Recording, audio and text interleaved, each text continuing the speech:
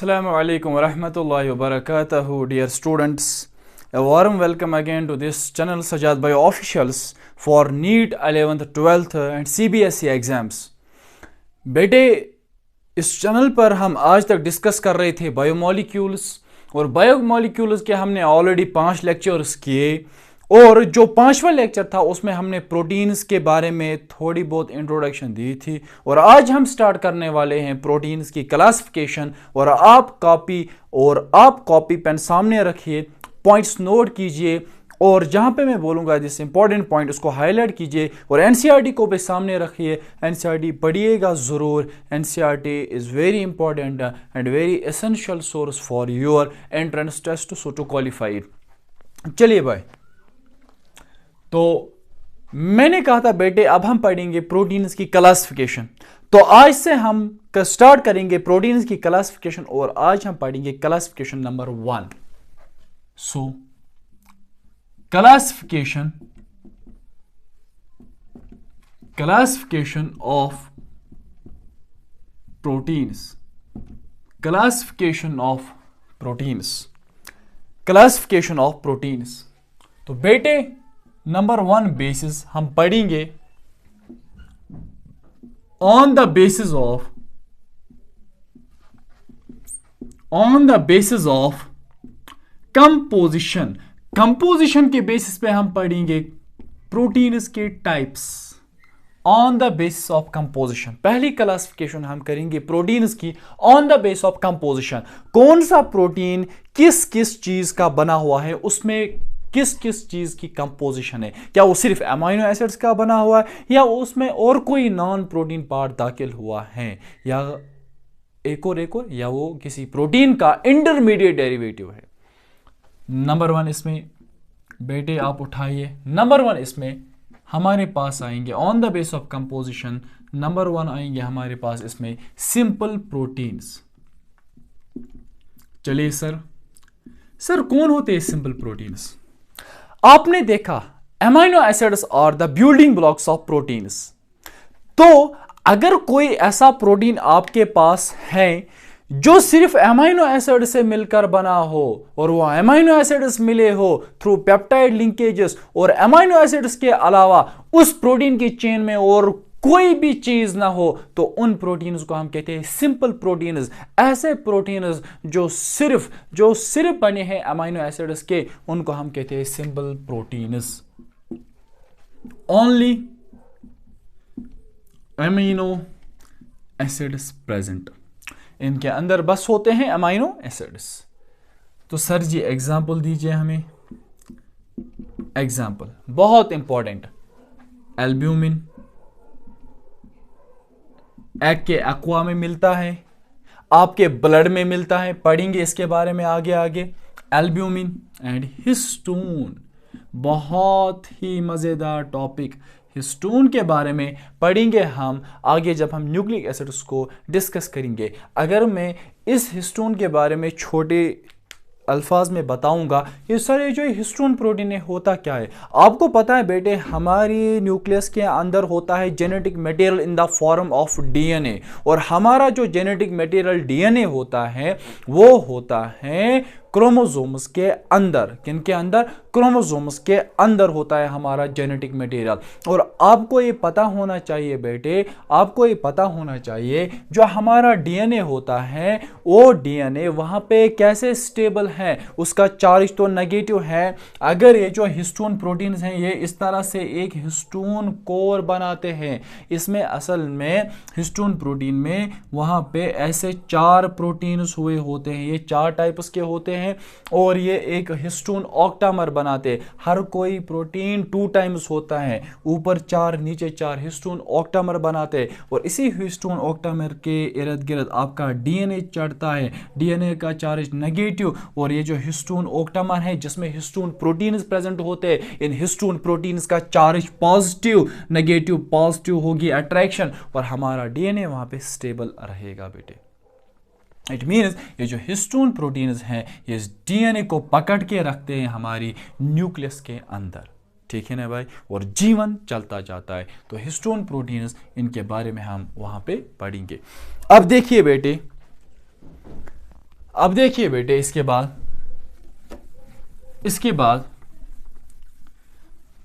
बाद हमारे पास होते हैं नंबर सेकंड कंजुगेटेड प्रोटीन्स। हमारे पास होते हैं कंजुगेटेड प्रोटीन्स। हाँ बिल्कुल सही सोच रहे हो सर, ऐसे प्रोटीन्स जो सिर्फ अमीनो एसिड्स के ना बने हुए हो, ऐसे प्रोटीन जो सिर्फ अमीनो एसिड्स के ना बने हुए हो, जिनमें प्रोटीन पार्ट के अलावा कोई नॉन प्रोटीन पार्ट भी दाखिल हुआ हो, मतलब ऐसे प्रोटीन जिनमें सिर्फ अमीनो एसिड्स प्रेजेंट ना हो। So protein part plus non protein part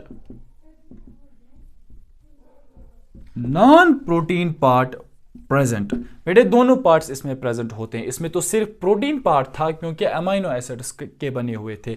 और सर कंजुगेटेड प्रोटीन्स में इसका मतलब है अगर प्रोटीन पार्ट हैं तो ये प्रोटीन पार्ट सिर्फ अमीनो एसिड्स का बना हुआ होगा और एक नॉन प्रोटीन पार्ट है। लेकिन ये नॉन प्रोटीन पार्ट होगा क्या?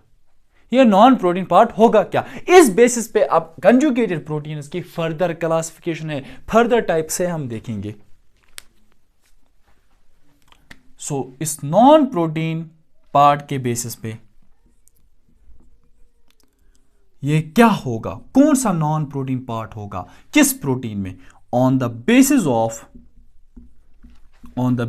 Of non protein part on the basis of non-protein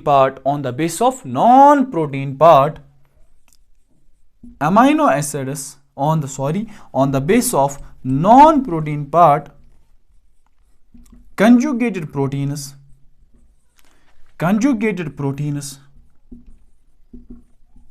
or of following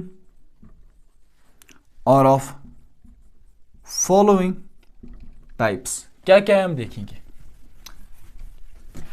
क्या क्या है हम देखेंगे। और following types on the basis of non-protein part conjugated proteins are of following types. Number one nucleoproteins।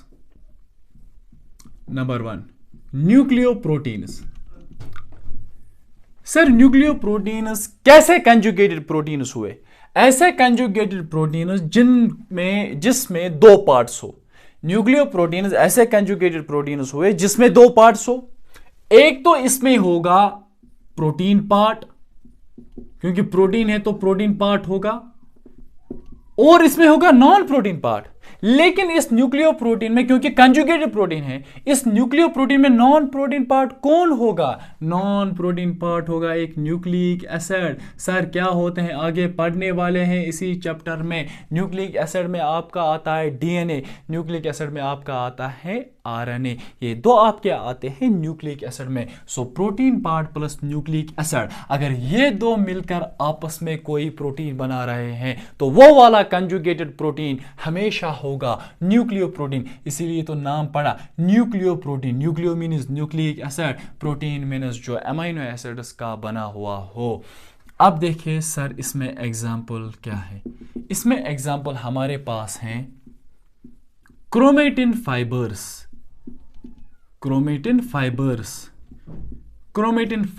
आप मानिए आपके क्रोमोसोम्स बेटे, ये बने हुए होते हैं प्रोटीन पार्ट के और न्यूक्लिक एसिड के। सर ये जो एक क्रोमेटिन फाइबर है ये एक न्यूक्लियो प्रोटीन है। तो हमें बताइए इस क्रोमेटिन फाइबर में प्रोटीन पार्ट कौन होता है और इस क्रोमेटिन फाइबर में न्यूक्लिक एसिड वाला पार्ट कौन होता है? इस क्रोमेटिन फाइबर में प्रोटीन पार्ट बेटे आपके पास होता है हिस्टोन प्रोटीन,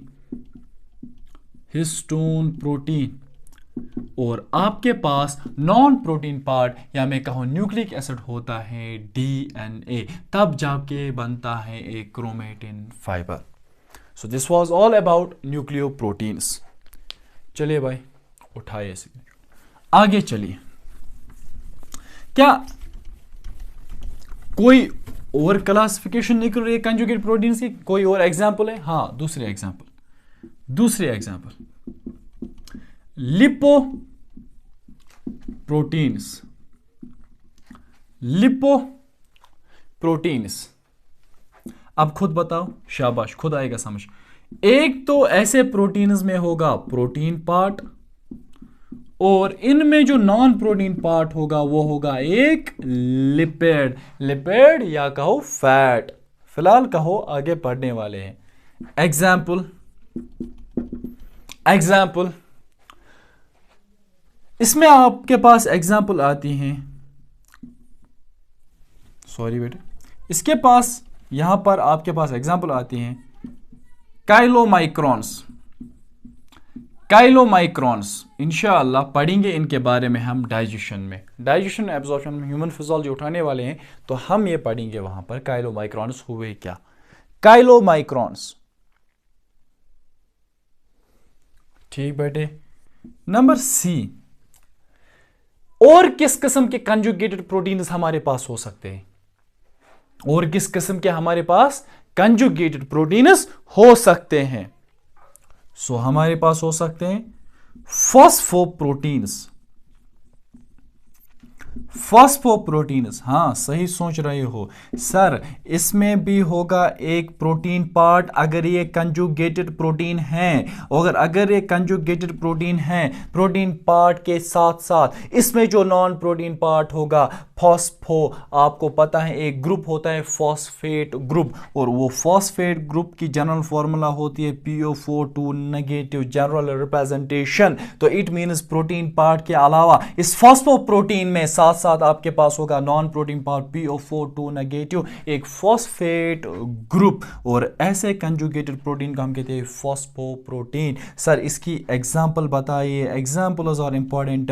बेटे दूध पीते हो, दूध का जो प्रोटीन होता है, मिल्क का जो प्रोटीन होता है जिसको हम कहते हैं मिल्क कैसीन, और मिल्क कैसीन जो होता है वो असल में होता है एक फॉस्फोप्रोटीन, उसमें भी प्रोटीन पार्ट होता है, और उसमें एक नॉन प्रोटीन पार्ट आपके पास फॉस्फेट ग्रुप होता है। वो बेटे आप एग्जांपल लिखिए casein in milk, casein in milk, screenshot हो जाए, कैसीन इन मिल्क। चलिए बेटे next one, next one, next one, number D, metallo proteins, metallo proteins. Sir कैसे कंजुगेटेड प्रोटीन्स, हाँ बिल्कुल सही सोच रहे हो, ऐसे कंजुगेटेड प्रोटीन्स जो तो बने हो एक प्रोटीन पार्ट के, प्रोटीन है तो प्रोटीन पार्ट तो होगा, और साथ ही साथ में जो नॉन प्रोटीन पार्ट होगा वो एक मेटल होगा यहां पे, इसीलिए हमने कहा मेटालो प्रोटीन्स। सो इनमें प्रेजेंट होगा एक तो प्रोटीन पार्ट, और प्रोटीन पार्ट के साथ साथ प्रेजेंट होगा हमारे पास यहां पे एक मेटल, नॉन प्रोटीन पार्ट होगा एक मेटल। सर कोई एग्जांपल? हाँ बिल्कुल, खून में देखो, आपके खून का रंग, आपके ब्लड का रंग रेड है बिकॉज ऑफ हीमोग्लोबिन जो प्रेजेंट होता है आरबीसीज के अंदर। सर हीमोग्लोबिन, हाँ बिल्कुल सही सोच रहे हो, यही तो वो प्रोटीन है जो मेटालो प्रोटीन है, हीमोग्लोबिन, क्योंकि इसमें मेटालिक पार्ट जो होता है वो होता है एक iron, and iron acts as metallic part, और इसमें जो प्रोटीनियस पार्ट होता है वो होता है ग्लोबिन, एक प्रोटीन होता है इसमें। सो मेटल भी आया और एक प्रोटीन भी आया, ये बन गया मेटालो प्रोटीन। तो इसमें एग्जाम्पल आपके पास आएगी हीमोग्लोबिन, हीमोग्लोबिन। और सर हीमोग्लोबिन को अगर आप तोड़ेंगे तो हीम का मतलब होता है आयरन, इट मीन्स आपका नॉन प्रोटीन पार्ट आ गया मेटल, यही आयरन तो ऑक्सीजन कैरी करेगा इधर उधर बॉडी में, यही आयरन तो फिर कार्बन डाइऑक्साइड को भी बाहर निकालना है, उसको भी कैरी करेगा, बहुत ज़रूरी है इसका काम। अब देखिए उसके बाद है ग्लोबिन, सारा कुछ पढ़ेंगे इसके बारे में अच्छे से, ह्यूमन फिजियोलॉजी में, ब्लड सर्कुलेशन में सब कुछ अच्छे से पढ़ेंगे, सर्कुलेटरी सिस्टम पढ़ना है। तो ग्लोबिन जो है हमारे पास ये होता है प्रोटीन पार्ट, प्रोटीन पार्ट, और ये हीमोग्लोबिन बना हुआ होता है अल्फा 2 बीटा 2 प्रोटीनियस चेन्स का, पढ़ेंगे अच्छे से वहां पे। तो ग्लोबिन होता है यहाँ पे प्रोटीन पार्ट, खुद देखिए आप आपके सामने एक नॉन प्रोटीन पार्ट भी आ गया, एक प्रोटीन पार्ट भी आ गया। चलिए भाई आगे, चलिए भाई आगे।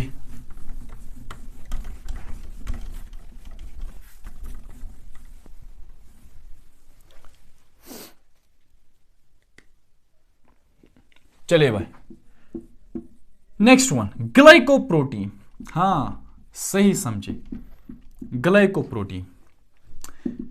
ग्लाइको वर्ड, ग्लाइको आपको लग रहा है ग्लूकोज से मिलता है, ग्लाइको ग्लूकोज से मिलता है, ग्लाइको थोड़ा बहुत, ग्लूकोज भी तो है ना एक कार्बोहाइड्रेट। हाँ बिल्कुल, जो ग्लाइको वर्ड है ना, इट मीन्स कार्बोहाइड्रेट, ऐसा प्रोटीन जिसमें एक तो कार्बोहाइड्रेट पार्ट हो जो करे act as non protein part, और एक प्रोटीन पार्ट हो। तो ग्लाइकोप्रोटीन पार्ट, ग्लाइकोप्रोटीन ऐसा प्रोटीन होता है, ऐसा कंजुगेटेड प्रोटीन होता है जो बना हुआ होता है एक तो प्रोटीन पार्ट का, और साथ ही साथ में जिसमें नॉन प्रोटीन पार्ट आपके पास होता है एक कार्बोहाइड्रेट, एक कार्बोहाइड्रेट, एक carbohydrate. Hydrate means hydrogen oxygen, carbo means carbon, ऐसे कंपाउंड जो बने हुए हो कार्बन हाइड्रोजन एंड ऑक्सीजन। पढ़ेंगे इनके बारे में, एग्जाम्पल्स हो जाए इनमें, एग्जाम्पल्स इनमें हो जाए। देखिए भाई, अगर आप देखेंगे, ये मैं ग्लाइकोप्रोटीन्स की एग्जाम्पल्स लिख रहा। एक ग्लाइकोप्रोटीन है, उसका नाम है म्यूसिन। ये प्रेजेंट होता है आपके सलाइवा में, जो सिक्रीट किया जाता है थ्रू सैलिवरी ग्लैंड्स आपके बकल केविटी के अंदर, सब मैक्सिलरी हो, सब लिंगवल हो, पैरोटिड हो, पढ़ेंगे। म्यूसिन प्रेजेंट इन सलाइवा, ये ऐसा प्रोटीन है जो आपकी सलाइवा में प्रेजेंट होता है, सिक्रीट किया जाता है। सर किस किस का बना है? ये भी बना है एक तो एक प्रोटीन का, एक तो एक प्रोटीन पार्ट का, और साथ ही साथ में इसमें एक कार्बोहाइड्रेट भी होता है, और वो कार्बोहाइड्रेट होता है म्यूकोपॉलीसैकेराइड। मैं अच्छे से पढ़ाऊंगा कार्बोहाइड्रेट्स में क्या होते हैं ये म्यूकोपॉलीसैकेराइड्स। तो जब इसमें नॉन प्रोटीन पार्ट आ गया है कार्बोहाइड्रेट, तो आपके दिमाग में क्लिक हुआ पॉइंट कि जो ये म्यूसिन है ये भी एक कंजुगेटेड प्रोटीन होगा, और कंजुगेटेड प्रोटीन में किस कैटेगरी से ये बिलोंग करेगा? ये बिलोंग करेगा ग्लाइकोप्रोटीन कैटेगरी से, क्योंकि इसका नॉन प्रोटीन पार्ट है म्यूकोपॉलीसैकेराइड। शाबाश बेटे। और बेटे, ग्लाइकोकैलिक्स एक लेयर सीक्रेट की जाती है सेल मेम्ब्रेन के ऊपर, प्लाज्मा मेम्ब्रेन की आउटर सरफेस पे, सेल मेम्ब्रेन की आउटर सरफेस पे एक लेयर सीक्रेट की जाती है, एक लेयर प्रेजेंट होती है जिसको आप कहते हो ग्लाइकोकैलिक्स, एक कवरिंग प्रेजेंट होती है जिसको आप कहते हो ग्लाइकोकैलिक्स। और जो ये ग्लाइकोकैलिक्स है, glycocalyx on outer surface of cell membrane, जिसको आप प्लाज्मा मेम्ब्रेन भी कहते हो, सेल मेम्ब्रेन, क्या है ग्लाइकोकैलिक्स? ये भी एक ग्लाइकोप्रोटीन है। कैसे? इस ग्लाइकोकैलिक्स में भी एक प्रोटीन पार्ट होता है, और प्रोटीन पार्ट के साथ साथ इसमें एक कार्बोहाइड्रेट पार्ट भी होता है। सर होता है, कौन होता है वो कार्बोहाइड्रेट पार्ट? इसमें कार्बोहाइड्रेट पार्ट होता है हमारे पास बेटे ओलिगोसैकेराइड। पढ़ेंगे, डरना नहीं। Oligosaccharide, oligosaccharide. तो जब आपने देखा कि जो ग्लाइकोकैलिक्स हैं इसमें एक प्रोटीन पार्ट है और इसमें एक कार्बोहाइड्रेट पार्ट है, ओलिगोसैकेराइड, पहला पॉइंट आपके दिमाग में क्लिक हुआ, ये होना चाहिए कंजुगेटेड प्रोटीन, क्योंकि it is made up of protein as well as non protein part, और नॉन प्रोटीन पार्ट में किससे बना है? कार्बोहाइड्रेट से। तो आपको पता चला it must be kept under glycoprotein. ठीक है ना बेटे? चलिए भाई स्क्रीनशॉट उठाइए। अब देखिए, it was all about conjugated proteins. Conjugated proteins,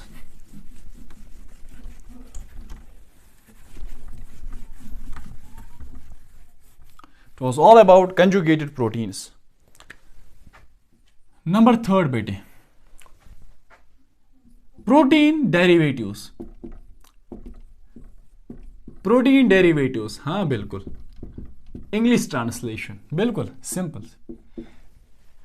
protein जब ब्रेक डाउन किए जाते हैं, प्रोटीन्स के ब्रेक डाउन से जो वहां पे हमें कुछ इंटरमीडिएट प्रोडक्ट्स निकलते हैं, मेन प्रोटीन्स को ब्रेक डाउन करके जो वहां पे प्रोटीन्स के इंटरमीडिएट कंपाउंड्स निकलते हैं, इंटरमीडिएट चीजें निकलती हैं, उन्हीं को कहते हैं प्रोटीन डेरिवेटिव्स। और वो प्रोटीन डेरिवेटिव्स भी हम कैप्ट करते हैं under on the base of composition. On the base of composition एक क्लासिफिकेशन चल रही है और उनको हम कैप्ट करते हैं अंडर प्रोटीन डेरिवेटिव्स। वही ना जो प्रोटीन इंटरमीडिएट्स वहाँ पे हमें बनते हैं, कौन कौन से किस्म के बनते हैं? प्रोटियोजेस बनते हैं और हमारे पास पेप्टोन्स बनते हैं। पेप्टोन्स, प्रोटियोजेस, ये हमारे पास दो मेन प्रोटीन डेरिवेटिव्स यूजुअली जो हम ऑब्टेन करते हैं जब प्रोटीन्स की डाइजेशन होती है। प्रोटीन्स की डाइजेशन कहाँ कहाँ पे होती है? आपको पता है स्टोमक में होती है, फिर इंटेस्टाइन्स के अंदर होती है, वहाँ पे जो पैनक्रियाटिक जूस वहाँ से आता है। बिल्कुल हम सारा यहाँ पे पढ़ने वाले हैं, इंशाल्लाह हम पढ़ेंगे सारा ह्यूमन फिजियोलॉजी के अंदर और अच्छे से और बिल्कुल कंसेप्ट्स क्लियर करेंगे। अब लिखिए आप इसके बारे में पॉइंट्स, लिखिए भाई प्रोटीन डेरिवेटिव्स के बारे में पॉइंट। इंटरमीडिएट